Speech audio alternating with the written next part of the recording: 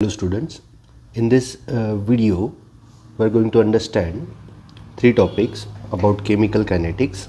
First is unit of rate constant, then molecularity of the reaction and integrated rate law for first order reaction. As we actually know what is differential rate law for first order reaction, we are going to integrate it in order to obtain some equation that is having utility in solving the problems of chemical kinetics. ठीक है, तो we'll start this topic with the unit of rate constant.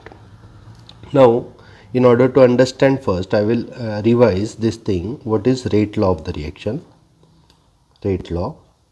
Rate law can be written as rate of any chemical reaction is equal to K into concentration of reactant raised to some power, that is N.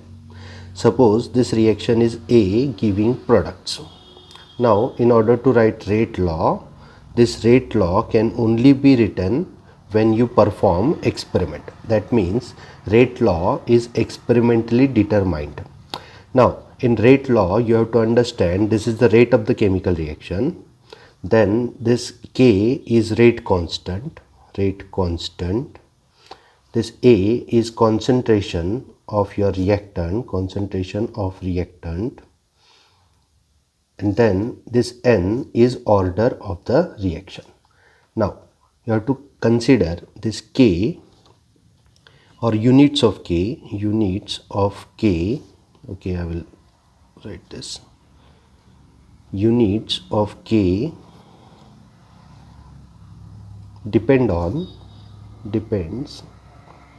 on order of the reaction.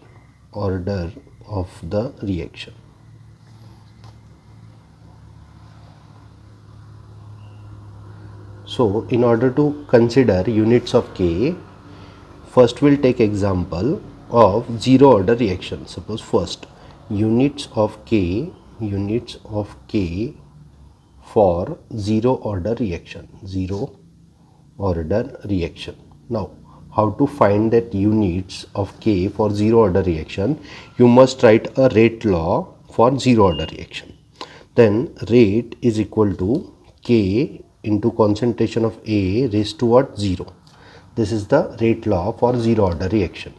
Now, anything raised to 0 is equal to 1. So, this equation becomes rate is equal to K. Therefore, units of K will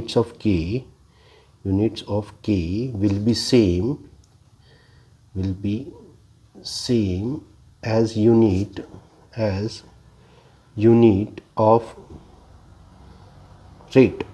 As all you are knowing that ये rate के unit क्या होता है, तो rate का unit होता है moles per litre per second, and this will be the same as unit of what? K for zero order reaction. So, if it is K, rate constant of zero order reaction, then its unit will be same as the unit of rate. So, this is for zero order reaction. Unit of K for zero order reaction. Now, similarly, we'll write for first order reaction.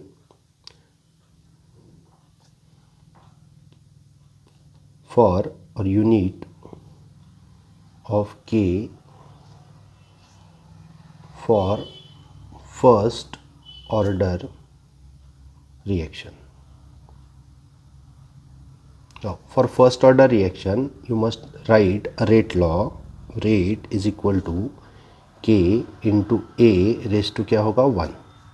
Now, ये 1 होता है, इसलिए तो reaction की order क्या होती है? 1 होती है. ठीक है. Then unit of K, you need to find unit of K. Then उसके लिए थोड़ा रीअरेंजमेंट करोगे.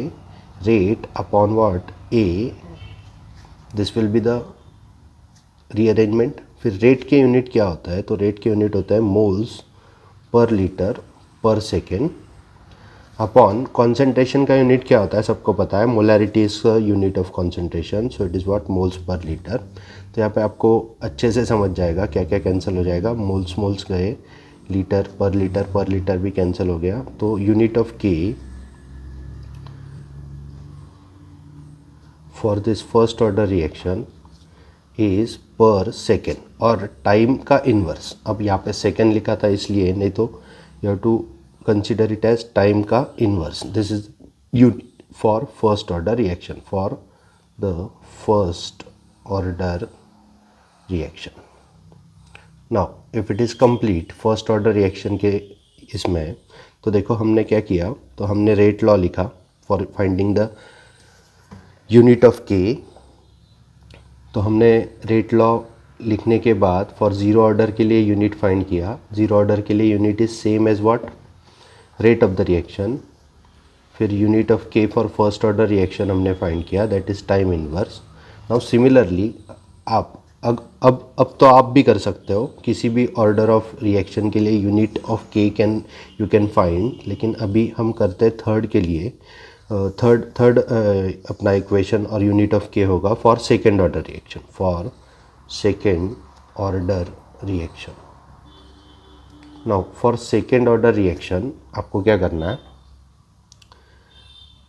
रेट लॉ लिखना है. Rate is equal to K into reactant concentration raise to 2. इसको ऐसे भी लिखा जा सकता है, नहीं तो यहाँ पे और लिख देता हूँ, और नहीं तो rate is equal to K into A का इंडिविजुअल रेज टू 1 और बी का individual raise to 1. Now you can easily understand that this is the single reactant having order 2 and this is two reactants having order each 1 so it will be overall order क्या आ जाएगा, second order ही आ जाएगा, दोनों के लिए second order है. Now let's कोई भी equation से सॉल्व किया तो भी यूनिट ऑफ के will be what, the same. ठीक है, तो हम पहला इक्वेशन लेते हैं, rate is equal to K into A raise to 2. ये इक्वेशन लेते हैं, मैंने बार उसको वापस लिख दिया. ठीक है, K is equal to rate upon A raise to क्या है 2. तो इसको कैसे सॉल्व करेंगे, तो rate is moles per litre per second upon A का कॉन्सेंट्रेशन. ए का कॉन्सेंट्रेशन क्या है, ओके, ए का कॉन्सेंट्रेशन के यूनिट क्या होंगे, मोल्स पर लीटर, और उसके रेज टू क्या है 2. तो इसको अगर पूरा सॉल्व कर दिया आपने तो आपको मिल जाएगा mole raise to -1 into litre into second raise to -1. Simple mathematical logic है. ठीक है, तो आपने ये सॉल्व कर दिया, तो mole raise to -1 into litre into second raise to -1. This is for what, for second order reaction. Now why we studied this rate of the reaction, और उसमें हमने इतने 10 मिनट्स क्यों कंसिडर किए, तो आपको ये समझना पड़ेगा. फॉर कभी कभी आपको रिएक्शन में और न्यूमेरिकल्स में आपको ऑर्डर बताई नहीं जाती. ठीक है, फिर ऑर्डर कैसे देखना है, तो आपको यूनिट देखना है. किसका यूनिट देखना है, के का यूनिट देखना है. और अगर के का यूनिट आपको पता है तो फॉर्म के unit you can easily consider what is the order of the reaction. तो ये तीनों order of the reaction, unit of the reaction लिख दो. इसके बाद जब हम जेई का लेक्चर लेंगे तब मैं एक सिंपलेस्ट ऑफ द ट्रिक भी बताऊंगा कि कैसे ऑर्डर फाइंड किया जाता है, कैसे यूनिट ऑफ के फाइंड किया जाता है किसी भी ऑर्डर के लिए. तो अब प्रोसीड करते हैं. हमारा सेकंड डिस्कशन जो होने वाला था इस वीडियो में, वो था मॉलिक्यूलरिटी ऑफ द रिएक्शन. तो मॉलिक्यूलरिटी ऑफ द रिएक्शन को प्रोसीड करते हैं. ठीक है, now this thing second, molecularity of reaction.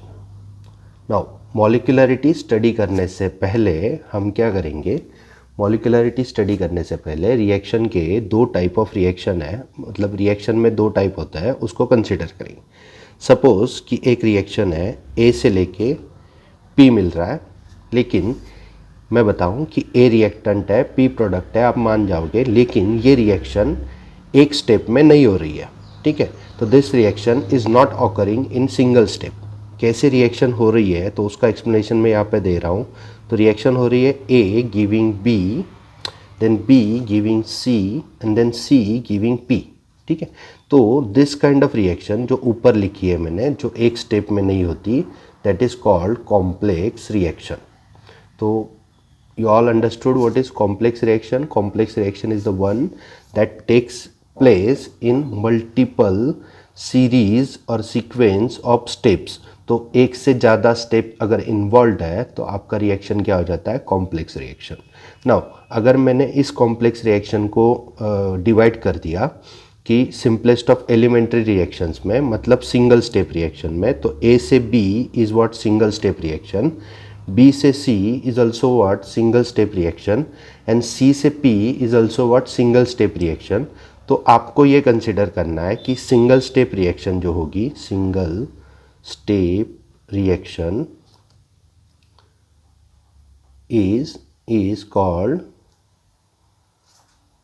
elementary reaction।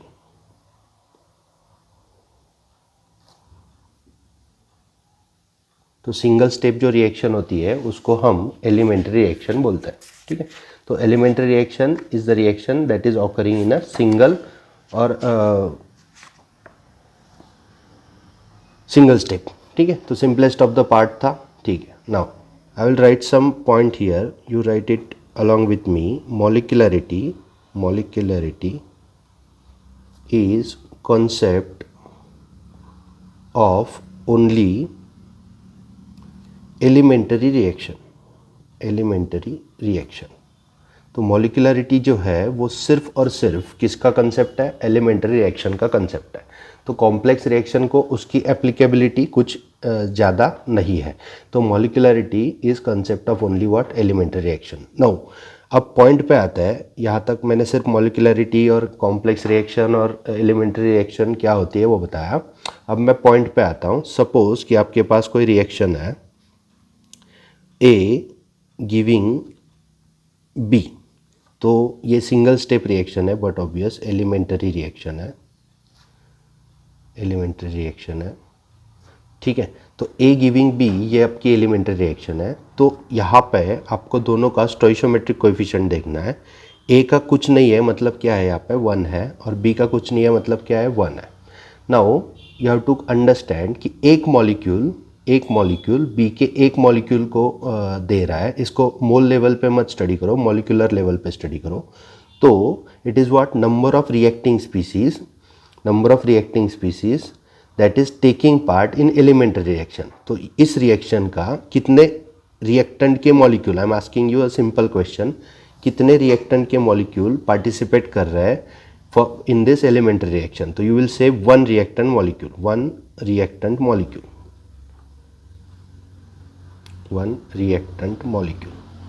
If it is one reactant molecule, then this reaction is known as unimolecular reaction, ठीक है। तो अब आपको ये समझना पड़ेगा पहले तो कि मॉलिक्यूलरिटी क्या होती है। तो molecularity, number of molecules that is participating in elementary reaction is known as what, molecularity of the reaction, ठीक है। तो मैं एग्जांपल भी दूंगा, कोई दिक्कत नहीं है। उससे पहले हम सब मिलके मॉलिक्यूलरिटी की डेफिनेशन लिखते हैं। तो just you write along with me molecularity की definition, the number of molecules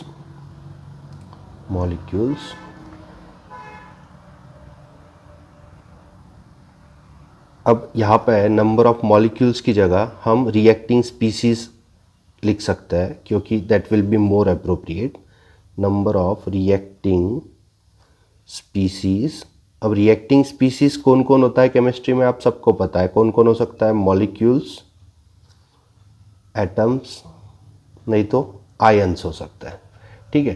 तो number of reacting species taking part in elementary step और एलिमेंट्री रिएक्शन। तो यहाँ पे reaction which must collide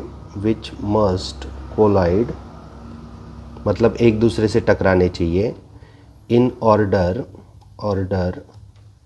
to form और in order to bring about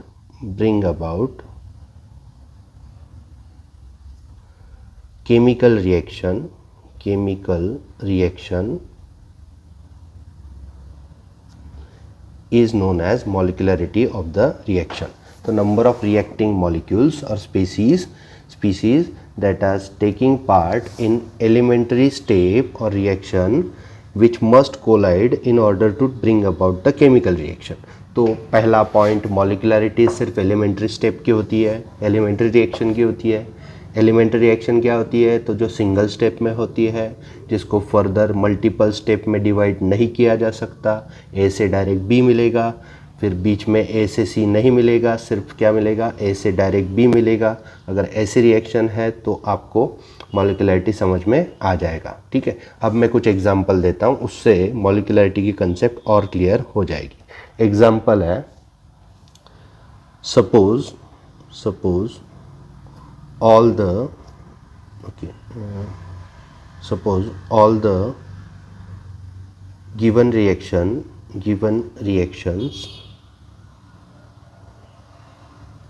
are elementary, मतलब single step में होने वाली रिएक्शन है। तो आप मुझे मॉलिकुलरिटी बताओ। यहाँ पे फर्स्ट एग्जांपल है NH4NO2 giving N2 plus 2H2O. Now looking at the reaction, कितने रिएक्टिंग स्पीसीज इन्वॉल्व है, कितने रिएक्टिंग मॉलिक्यूल इन्वॉल्व है? तो ये NH4NO2 का एक ही मॉलिक्यूल इन्वॉल्व है। तो रिएक्शन की मॉलिकुलरिटी क्या आ जाएगी? तो this we called unimolecular reaction. तो इसको हम क्या बोलेंगे? यूनिमॉलिक्यूलर रिएक्शन, क्योंकि एक ही रिएक्टेंट मॉलिक्यूल पार्टिसिपेट कर रहा है, एक ही रिएक्टेंट मॉलिक्यूल इन्वॉल्व है in order to bring about the chemical reaction. Now second example, can you guess कि इसकी मॉलिकुलरिटी क्या होगी? ये एक सिंगल स्टेप रिएक्शन है, मतलब एलिमेंट्री रिएक्शन है। 2HI giving H2 and I2, then you can easily consider कि इसका मॉलिकुलरिटी क्या होगा? तो this is what bimolecular reaction. Now bimolecular reaction मतलब two molecules of this reacting species are involved. ठीक है, अब थर्ड पॉइंट कंसिडर करते हैं, थर्ड रिएक्शन कंसिडर करते हैं। HI के दो मॉलिक्यूल थे, इसलिए उसको क्या कहा? Biomolecular reaction. हाँ, चेक कर लेना, पहले तो पता होना चाहिए कि इट इज़ एलिमेंट्री रिएक्शन, फिर देख के उसको कमेंट कर देना it is what? Biomolecular reaction, क्योंकि रिएक्टेंट के दो मॉलिक्यूल दिख रहे हैं बैलेंस केमिकल रिएक्शन में। तो ये तीसरी रिएक्शन है NO + O2 गिविंग 2NO2। ठीक है, तो इसमें कितने रिएक्टेंट के मॉलिक्यूल आपको इन्वॉल्व दिख रहा है? तो मुझे दिख रहा है कि 2 मॉलिक्यूल्स ऑफ NO है और एक मॉलिक्यूल O2 का है। तो मॉलिकुलरिटी इस रिएक्शन की आ जाएगी 3।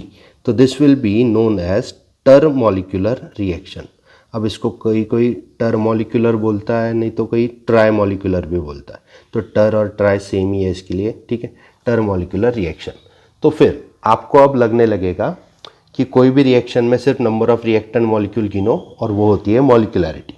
लेकिन बच्चों, एक सिंपल पॉइंट बोल रहा हूँ, रेड पेन से लिखता हूँ। ठीक है,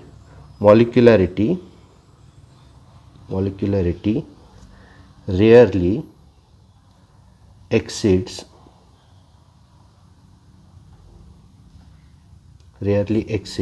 3। तो मॉलिकुलरिटी 3 से ज़्यादा नहीं होती, क्योंकि आपको अगर कंसिडर करना है तो मॉलिकुलरिटी की डेफिनेशन क्या है? तो एक रिएक्टेंट, सपोज ये कंटेनर है और कंटेनर में ए का एक मॉलिक्यूल है, बी का एक मॉलिक्यूल है। यहाँ पे ए के मॉलिक्यूल है, सपोज ये रेड वाले, और यहाँ पे ये वाइट वाले बी के मॉलिक्यूल है। तो अगर रिएक्शन होनी है तो ए के मॉलिक्यूल्स बी के मॉलिक्यूल से क्या चाहिए? टकराने चाहिए। तो that is sure shot possible कि दो मॉलिक्यूल एक दूसरे से क्या हो जाए? टकराए यहाँ पे और रिएक्शन कर दे, मतलब A + B गिविंग कुछ प्रोडक्ट मिलेगा, मतलब P मिलेगा सपोज।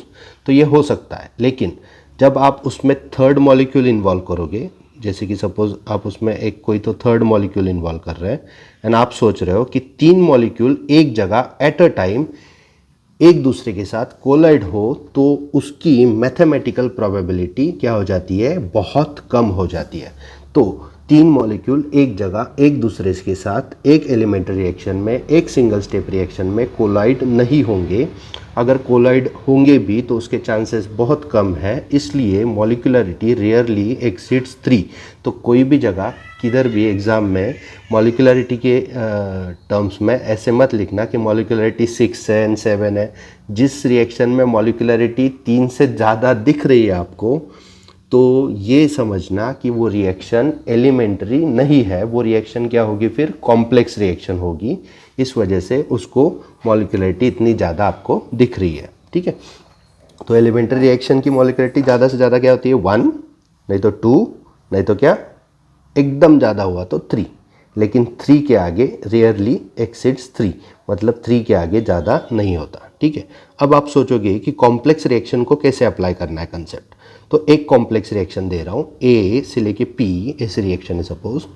तो ये कॉम्प्लेक्स रिएक्शन है, मैंने खुद ही बोल दिया कि this is complex. If it is complex then it will be involving what, some of the steps. तो वो कुछ ना कुछ उसमें स्टेप्स आएंगे। तो स्टेप्स क्या है, तो ए देता है बी, बी देता है सी और सी देता है पी। नाउ ओवरऑल जो सीक्वेंस है वो ए से पी कैसे जा रही है, ए से बी मिल रहा है, बी से सी मिल रहा है, सी से पी मिल रहा है। लेकिन आपको ये कंसिडर करना है कि कितने भी स्टेप होने दो, मोर देन 2 स्टेप, कितने भी स्टेप होने दो, आपको कोई तो एक स्टेप ऐसा होता है, कोई तो एक step, suppose in this case it is B to C, in this case it is B to C, तो कोई तो एक स्टेप ऐसा होता है दैट इज़ स्लोएस्ट स्टेप। ठीक है, स्लो स्टेप होता है। अगर स्लो स्टेप होता है तो उसको हम रेट डिटरमाइनिंग स्टेप कहते हैं। ठीक है, अब कॉम्प्लेक्स रिएक्शन की अगर मॉलिक्यूलरिटी आपको डिस्कस करनी है तो आपको क्या पता होना चाहिए, कौन सी स्टेप स्लोएस्ट है ये पता होना चाहिए। अब स्लोएस्ट स्टेप की molecularity will be the molecularity of what, overall complex reaction. तो स्लोएस्ट स्टेप की जो मॉलिक्यूलरिटी होगी, मतलब यहाँ पे बी के कितने दिख रहे हैं आपको, ये एक ही दिख रहा है, तो सपोज यहाँ पे एक दिख रहा है, नहीं तो 2 दिख रहे, तो जो भी दिख रहा है तो वो that will be what, overall molecularity of what, your complex reaction. Then why we study this slow step only, ये भी क्वेश्चन पूछा था। तो सपोज एक रनिंग ये ग्राउंड है और यहाँ पे ये रनिंग ट्रैक है और रिले रेस चल रहा है। तो यहाँ पे ए खड़ा है, यहाँ पे बी खड़ा है, सपोज कोई पर्सन है, यहाँ पे सी खड़ा है सपोज, और यहाँ पे डी खड़ा है। ठीक है, तो रिले रेस चालू होगी ए के साथ, तो ए जल्दी से भागेगा और बी को रिले देगा, फिर बी भागेगा, सी को रिले देगा, फिर सी भागेगा, वो डी को रिले देगा, फिर डी फिर से भागेगा और किसको देगा, ए को देगा। यहाँ पे फिनिश हो जाएगी, ए के ऊपर फिनिश हो जाएगी रेस। तो सपोज ये जो ए भागता है वो फास्ट भागता है काफ़ी, बी भी फास्ट भागता है, लेकिन सी काफ़ी स्लो भागता है, मतलब स्लो है, और ये डी भी फास्ट भागता है। तो पूरे रिएक्शन स्टेप में, पूरे रिएक्शन सीक्वेंस में, पूरे ये ट्रैक में सिर्फ एक ही पर्सन है जो स्लो भागता है, इसलिए ए को रिले घूम के, मतलब साइकिल पूरा करके वापस आने में कितना टाइम लगेगा, ये डिपेंड होगा कि सी कितने जल्दी भागता है। मतलब overall rate of this reaction will depend on how fast C becomes D, और सी डी को रिले पास करेगा, मतलब स्लो स्टेप पे डिपेंड होगा। तो आपको समझना पड़ेगा कि पूरे केमिकल काइनेटिक्स को हम रेट स्टडी करते हैं। रेट मतलब हमें रिएक्शन जल्दी में करवानी है। रिएक्शन अगर जल्दी में करवानी तो हमें किस स्टेप पे ध्यान देना पड़ेगा, तो जो स्टेप स्लो है उस पे ध्यान देना पड़ेगा, और उसी में जितने उसके रिएक्टेंट मॉलिक्यूल, उस स्टेप के रिएक्टेंट मॉलिक्यूल इन्वॉल्व होंगे, उसका उतना मॉलिक्यूलरिटी होगा। ठीक है, तो this will be the discussion about molecularity. ठीक है, नाउ मॉलिक्यूलरिटी को और भी स्टडी कर सकता है। ठीक है, लेकिन अब उसको हम थोड़े देर बाद उसको फिर से हाथ लगाएंगे, फिर से मॉलिक्यूलरिटी पे थोड़ा डिस्कशन करेंगे। लेकिन अब के लिए आपको ये पता है कि मॉलिक्यूलरिटी कैसे स्टडी किया जाता है। ठीक है, और मॉलिक्यूलरिटी क्या होता है। ठीक है, तो ये एक सिंपलेस्ट ऑफ मॉलिक्यूलरिटी का इंट्रोडक्शन मैंने दे दिया। नाउ आज के टॉपिक में थर्ड पॉइंट हम जो डिस्कस करने वाले थे वो था integrated rate law, rate equation, integrated rate equation for first order reaction. Now this integrated rate equation for first order reaction. Now आपको डिफरेंशियल रेट इक्वेशन पता है. डिफरेंशियल रेट इक्वेशन में दे दूँ कंसिडर अ रिएक्शन. तो यहाँ पे ए है और वो सपोज दे रहा है बी. कंसिडर दिस रिएक्शन, ए दे रहा है बी. तो आपको यहाँ पे इसका रेट लिख सकते हैं आप. Rate is nothing but decrease, mind well minus sign क्यों आता है, decrease in concentration of reactant per unit time. ठीक है. तो D A by D T minus of D A by D T, this will be the rate of this reaction. Differential rate law. तो rate law है तो rate is equal to, rate constant आएगा ना K into A reactant का concentration raise to some power. यहाँ पे power कितना है 1, यहाँ पे पावर क्यू है 1. तो हम स्पेसिफिकली किसका केस डिस्कस कर रहे हैं, फर्स्ट ऑर्डर रिएक्शन का. तो ये इक्वेशन होता है रेट का. ठीक है. फिर ये इक्वेशन होता है आपका लॉ का. मतलब दैट इज एक्सपेरिमेंटली डिटरमाइंड कि आपको के तो एक्सपेरिमेंटली से कोई ज़रूरत नहीं है. के तो इक्वेशन में प्रोपोर्शनलिटी कांस्टेंट होता है. ए बी कॉन्सेंट्रेशन ऑफ ए है जो आपने लिया था, और 1 मतलब क्या, ऑर्डर ऑफ द रिएक्शन. तो आपको इसको, ये जो डिफरेंशियल रेट लॉ है, this is what differential rate law. मैं यहाँ पे लिख दूँ डिफरेंशियल रेट लॉ. ठीक है. तो डिफरेंशियल रेट इक्वेशन को आपको कन्वर्ट करना है किस में, इंटीग्रेटेड रेट इक्वेशन में. और कन्वर्ट क्यों करना है, तो दैट विल बी, उसका यूटिलिटी होगा किस में, तो प्रॉब्लम सॉल्विंग में. तो इसका यूटिलिटी प्रॉब्लम सॉल्विंग में ज़ीरो है किसका, डिफरेंशियल रेट लॉ का. तो इस वजह से आपको कोई तो फॉर्मूला चाहिए जहाँ से आप क्या कर सकते हो, कैलकुलेट कर सकते हो. तो इसको अब हमें इंटीग्रेशन करना है. ठीक है. तो फुल फ्लेज यहाँ पे थोड़ा मैथ्स होगा. ठीक है. जो इंटीग्रेशन का बेसिक मैथ्स आपको पता होना चाहिए वही करेंगे. ठीक है. अब ये रिएक्शन है, पहले तो मैं इसका थोड़ा सा लिमिट्स बता दूँ. ए से लेके बी ये रिएक्शन है. तो जब भी टाइम 0 होगा, t इज इक्वल टू 0, ए के कितने मोल प्रेजेंट होंगे शुरुआत को, तो ए के शुरुआत को ए मोल प्रेजेंट होंगे. ठीक है. और बी के मोल्स 0 होंगे. ठीक है. क्योंकि ए आप क्या ले रहे हो, एक ए मोल ले रहे हो. ठीक है. एक ए के मोल स्मॉल ए. फिर टाइम जब आगे बढ़ेगा, time is equal to T हो जाएगा. तो ए में से कुछ तो घट जाएगा, क्योंकि रिएक्टेंट का कॉन्सेंट्रेशन हमेशा क्या होता है, डिक्रीज होता है. तो रिएक्टेंट का कॉन्सेंट्रेशन क्या हो जाएगा, ए माइनस एक्स. क्यों ए माइनस एक्स, कि जितने मोल लिए थे उसमें से क्या हो जाएंगे, कुछ मोल्स क्या हो जाएंगे, कम हो जाएंगे. और फिर time is equal to T, मतलब रिएक्शन जब 10 मिनट 20 मिनट आगे बढ़ जाएगी तो बी के मोल कितने बचेंगे, तो बी के मोल बचेंगे एक्स. ठीक है.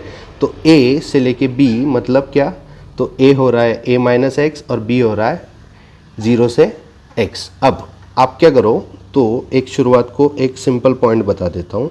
ए नॉट इज योर ए, हाँ या ना बोलो, ए नॉट इज योर ए. तो ए नॉट को कैसे पढ़ना है, ए नॉट को पढ़ना है, it is initial concentration of A. ठीक है. उसके बाद आपको ए टी पता होना चाहिए. A T is nothing but what, A minus X, मतलब कॉन्सेंट्रेशन ऑफ रे A remaining at time T. मैं आपको अभी पहले तो ये एक डिजिट दे के समझा देता हूँ. सपोज शुरुआत को हमने 2 मोल्स ऑफ ए लिए थे. तो यहाँ पे मैं ए की वैल्यू क्या दे रहा हूँ, 2 मोल्स. तो बताओ कि रिएक्शन जब 10 15 मिनट 20 मिनट वॉटेवर आगे बढ़ जाएगी, तो क्या 2 मोल ही ए रहेगा बीकर में, नहीं. तो मोल्स क्या हो जाएंगे, कम हो जाएंगे. तो बीकर में जितना मोल बचेगा, सपोज 1 मोल चला गया 2 मोल में से, तो कितना बचेगा, 1 मोल बचेगा.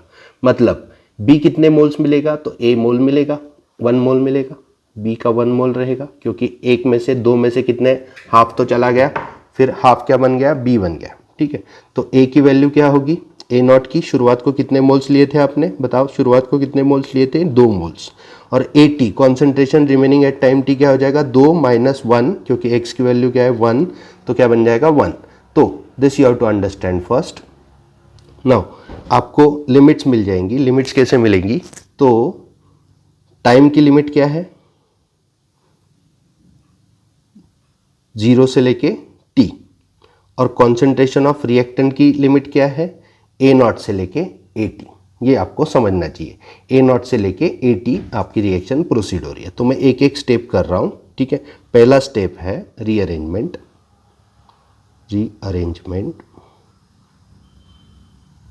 ये पार्ट नहीं समझा आपको, सपोज कौन सा, ये वाला, तो इसको मैं फिर से एक बार बताने का ट्राई करता हूँ, ठीक है। A is initial number of moles, उसमें से कुछ तो कुछ घट जाएगा जब टाइम आगे बढ़ जाएगा, तो B का जो जितना यहाँ से घटा है, एक्स A में से जितना घटा है उतना ही B फॉर्म होगा। तो A इनिशियल कितना होगा, जितना आपने लिया है, मतलब A moles, small a moles, और A एट टाइम t कितना रहेगा, तो स्मॉल a मोल में से कुछ ना कुछ चला जाएगा, तो उसको हम क्या बोलेंगे, concentration remaining at time t, ठीक है। तो रीअरेंजमेंट क्या करना है, तो आपको वेरिएबल्स इकट्ठा एक जगह लाने हैं, मतलब ये टाइम है, ये कॉन्सेंट्रेशन है, तो यहाँ पे कॉन्सेंट्रेशन है, तो कॉन्सेंट्रेशन एक जगह लाता है, मतलब क्या, D A upon A raise to 1 ही है, इसलिए उसको डायरेक्ट 1 ही लिख दिया मैंने, ठीक है। डायरेक्ट ए लिख सकते हो, और that will be equal to K into D T. हाँ या ना बताओ, रीअरेंजमेंट समझ के सिर्फ मैंने क्या किया, ए इधर लाया और डी टी उधर भेज दिया, चल जाएगा ना, इतना मैथ्स तो आता है, ठीक है। Now multiplying this equation by -1, तो मल्टीप्लाइंग इक्वेशन बोथ साइड, दोनों साइड पे, बोथ साइड बाय -1।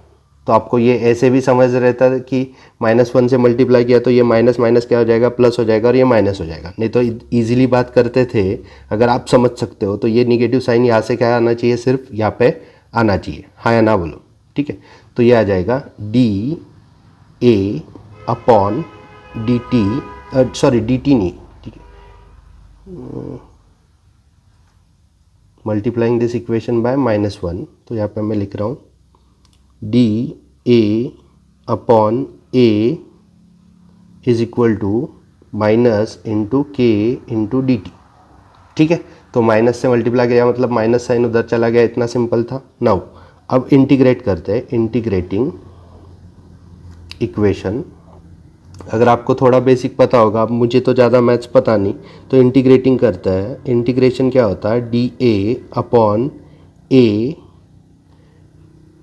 इसको इंटीग्रेट करेंगे फ्रॉम लिमिट्स ए नॉट से लेके क्या, ए टी, क्योंकि रिएक्शन क्या होने वाली है, शुरुआती concentration to concentration remaining at time T, और यहाँ पे इसका minus K into D T को इंटीग्रेट करता है 0 से लेके T, T is equal to 0 से T is equal to T, यहाँ पे गलती से 0 लिख दिया, यहाँ पे 1 है, ठीक है। टी इज इक्वल टू 0 से लेके T is equal to T.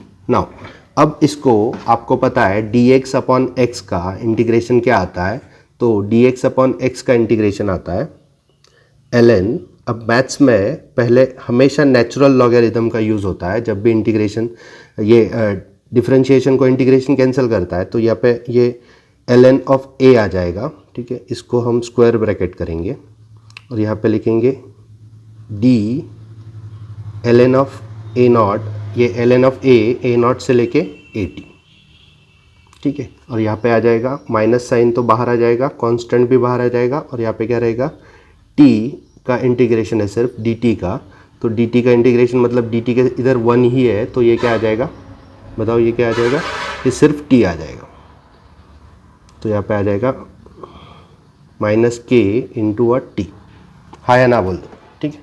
तो इसको, ये क्या होता है, ln ऑफ a, ये तो upper limit minus lower limit, हाँ या ना, पता है, upper limit dt minus lower limit ln, ये ln क्या होता है पता है ना आपको, ln इज़ नेचुरल लॉग, तो नेचुरल लॉग का बेस e होता है, जिसको हम बाद में कन्वर्ट कर लेंगे अपने यूज़फुल लॉगरिथम में, मतलब बेस 10 में कन्वर्ट कर लेंगे, तो ये आ जाएगा माइनस इंटू के T.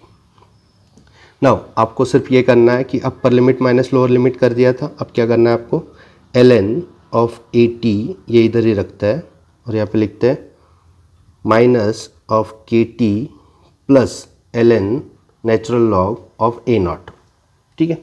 Now this equation is important, तो इसको मैं क्या करता हूँ, एक हाईलाइट कर देता हूँ। अब मुझे बताओ ये इक्वेशन, इसमें टर्म्स बता दो पहले, टर्म्स क्या है, ये नेचुरल लॉग, ln मतलब नेचुरल लॉग जिसका बेस e होता है, बता दो ln का बेस e होता है, और यहाँ पे at मतलब concentration of your a remaining at time t, ठीक है। जो भी कॉन्सेंट्रेशन a का t टाइम पे बचा होगा वो at होगा, ठीक है। तो इसको y is equal to mx plus C के फॉर्मेट में लिख सकता है। मतलब आपको ये समझना चाहिए, अगर आप एक ग्राफ निकालोगे, ये वाई एक्सिस पे रखोगे, टाइम एक्स एक्सिस पे रखोगे, कांस्टेंट सी रहेगा, तो ये तो कांस्टेंट मतलब वो लाइन इंटरसेक्ट होती है वहाँ पर, ठीक है। अब ये स्लोप आएगा आपका एम माइनस के। तो ये जो है वो इक्वेशन आप किसके लिए यूज़ कर सकते हैं, ग्राफिकल रिप्रेजेंटेशन के लिए यूज़ कर सकते हैं। तो इसको मैं सिर्फ यहाँ पे y is equal to M X plus C लिख के छोड़ देता हूँ, एम एक्स प्लस सी। अब अभी तक हमें यूज़फुल फॉर्म नहीं मिला है, यूज़फुल फॉर्म मिलने के लिए हमें थोड़ी और मेहनत करनी है। तो और मेहनत क्या होगी, तो ऊपर का इक्वेशन देखो, कंसिडर करो ऊपर का इक्वेशन, वही नीचे लिख रहा हूँ, फिर से लिखता हूँ आपके लिए, ln of at minus ln of a naught is equal to minus K T, ठीक है। अब आपको सिंपल लॉगरिथम का इतना तो फॉर्मूला पता है कि ln of x minus ln of y is nothing but what, ln of x upon y, हाँ या ना बोलो, x अपॉन y, तो at अपॉन a नॉट, इसको ऐसे लिख सकते हैं हम, ठीक है। अब into what, minus is equal to what, minus K T. Now अब फिर से मैं थोड़ा रीअरेंजमेंट करता हूँ, रीअरेंजमेंट, ठीक है। आपको, मुझे पता है आपको इस स्टेप्स में डाउट आएंगे, तो आप खुद ही कन्विंस करो, नहीं तो मुझे पूछो, ठीक है। नाउ ln ये 80 अपॉन ए नॉट को मैं इन उल्टा कर देता हूँ, ए नॉट अपॉन 80 कर देता हूँ। फ़र्क क्या पड़ेगा, तो जिसको थोड़ा बहुत लॉग आता है तो वो बोल देगा कि सर कुछ नहीं फ़र्क पड़ता, सिर्फ माइनस क्या हो गया, प्लस हो गया। सिंपल है, देखो माइनस साइन क्या हो गया, हट गया, क्योंकि हमने क्या कर दिया, वो उसको उल्टा कर दिया, न्यूमरेटर डिनोमिनेटर कर दिया, डिनोमिनेटर न्यूमरेटर कर दिया, ठीक है। Now this will be equal to K into 1 upon T, K is equal to 1 upon T into ln of A naught upon 80, ठीक है, ठीक है। तो ये मैंने क्या कर दिया, सिर्फ टी उधर भेज दिया और इसको इसे कर दिया, ठीक है। अब आपको पता होना चाहिए, बार बार मैं बोल रहा था कि ln का जो नीचे होता है बेस, वो होता है लॉगरिथम का e, और जब भी आप इंटीग्रेशन साइन को छोड़ते हो, मतलब डिफरेंशिएशन और इंटीग्रेशन का जो भी मैथमेटिकल ऑपरेशन करते हो, तो उसको डायरेक्ट LOG में नहीं लिया जाता। LOG मतलब क्या, वो अपना लॉग टू द बेस 10 में, तो लॉग टू द बेस 10 में नहीं लेना है, तो उसको किस में लेना है, पहले नेचुरल लॉग में, और उसको फिर कन्वर्ट करना है लॉग टू द बेस 10 में। तो कन्वर्टिंग और चेंजिंग, यहाँ पर लिख रहा हूँ, changing the base of, changing the base of logarithm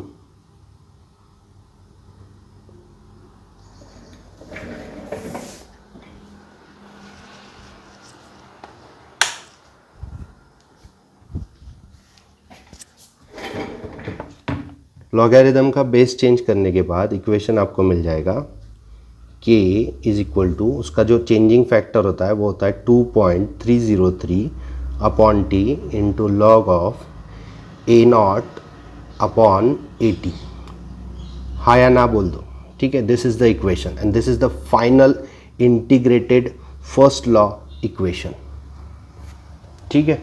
तो यहाँ पे आपको 2.303 क्यों आया, समझ गए, LOG बना ln का, तो उसका बेस क्या है, 10 है। फिर आपको समझना पड़ेगा कि what is k is unit of rate, k is rate constant, k is what, rate constant.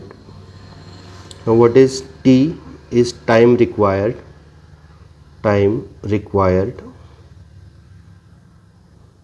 Time किसके लिए रिक्वायर्ड, जब ए नॉट का 80 होता है उसके लिए कितना टाइम रिक्वायर्ड हुआ, वो टी होगा। ए नॉट बताओ क्या होगा, A naught is initial concentration of A, ठीक है, और 80 is concentration remaining at time T. तो अगर मैंने आपको एक सिंपलेस्ट ऑफ एक इक्वेशन दी, क्वेश्चन है कि how much time, okay, how much time is required for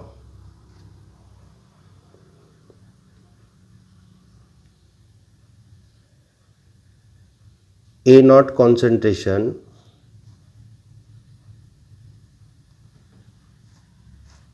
okay ये क्वेश्चन थोड़ा गलत हो जाएगा, मैं ऐसे ही अंदाजे से क्वेश्चन दे रहा था। उसके लिए आपको 2-3 चीज़ों की ज़रूरत पड़ेगी, रेट कांस्टेंट की भी ज़रूरत पड़ेगी, वो भी अंदाजे से देना अभी मुश्किल हो जाएगा। तो हम क्या करते हैं, इसी को पहले अच्छे से देख लेते हैं, फिर मैं इसको इक्वेशन को समझाऊंगा, ठीक है। तो हम इंटीग्रेटेड रेट लॉ कहाँ से चालू करें, ठीक है। Integrated rate law for first order reaction, rate equation for first order reaction. तो ए और बी समझ गए, तो उसका डिफरेंशियल लॉ था D A upon D T, rearrangement किया, multiplying equation by both sides, -1 आया, इंटीग्रेटिंग द इक्वेशन, लिख तो अच्छे से, इंटीग्रेशन किया, फिर उसके बाद सॉल्व किया इंटीग्रेशन को, फिर उसके बाद उसका इक्वेशन आया, इक्वेशन से ग्राफ बनाना भी सीखा, उसके 2-3 और फॉर्म है, उसको और डिस्कस करेंगे, लेकिन ये बेसिक डिस्कशन हो जाए, रीअरेंजमेंट करवाया, और फिर हमें डायरेक्ट फाइनल ये इक्वेशन मिल गया। Now this equation is only one equation in chemical kinetics, जहाँ पे आपने हमें ओनली वन नहीं, अभी जो सिलेबस डिलीट हो गया है, उस सिलेबस डिलीट होने की वजह से ये एक अकेला फार्मूला होगा जहाँ पे आपको न्यूमेरिकल्स को सॉल्व करना है, ठीक है। और एक हो सकता है, मतलब वो मैं एक्सप्लेन करूँगा कि कोई दूसरा फार्मूला रहा तो उसको भी सॉल्व करना है, लेकिन अभी के लिए ये एक बड़ा फार्मूला है कि जिसको आपको सॉल्व करना है। केमिकल काइनेटिक्स के सारे क्वेश्चन इसी फार्मूला पे बेस्ड होंगे फर्स्ट ऑर्डर रिएक्शन के, ठीक है। तो आगे हम देखेंगे। आज का टास्क हमने कंप्लीट कर लिया। क्या था आज का टास्क? आज का टास्क था unit of rate constant, molecularity of the reaction, discuss किया integrated rate law for first order reaction. ये डेरिवेशन अपने नोटबुक में लिखो तो फिर अच्छे से और समझ आ जाएगा, ठीक है। तो अगले वीडियो में मैं आगे बढ़ूँगा।